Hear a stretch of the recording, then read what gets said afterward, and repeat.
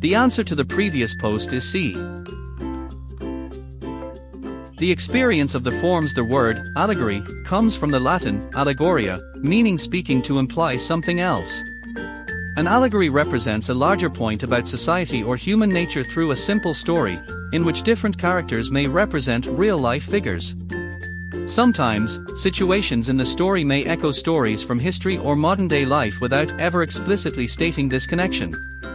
Plato appeals to three successive analogies to spell out the metaphysical and epistemological theories that account for the philosopher's irreplaceable role in politics. The analogy of the sun illuminates the notion of the form of the good, the philosopher-king's ultimate object of desire. The allegory of the cave is a Socratic dialogue recorded by Greek philosopher Plato.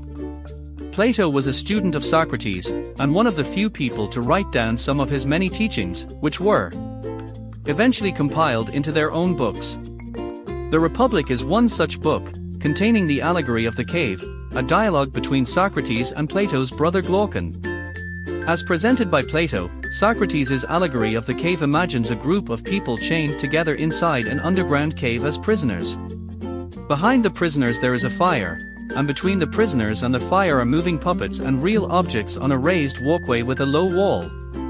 However, the prisoners are unable to see anything behind them, as they have been chained and stuck looking in one direction, at the cave wall, their whole lives.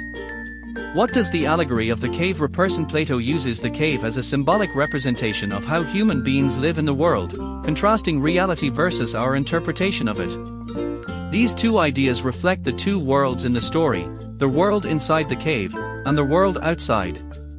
For the prisoners in the cave, the shadows on the wall created by firelight are all they know to be real. If one of the prisoners breaks free and witnesses the outside world, they will come to understand that as the true reality. However, when the freed prisoner returns to the darkness of the cave, their eyes will have now been blinded by the light of the sun, and their fellow prisoners still inside the cave will believe that it is the outside world that is harmful to them, that truth is not worth seeking. The allegory delves into the philosophical thought of truth, and how those with different experiences or backgrounds may perceive it. The shadows on the wall of the cave are constantly changing, so there is no stability or consistency offered for those who bear witness to them, only a false reality. They have no knowledge that the real world exists outside of their dark cave, or even that there is a real world other than their own. Meanwhile, the person who has left the cave will not be able to exist as they once did. In fact, they may even come to pity or feel superior to those who remain in the cave.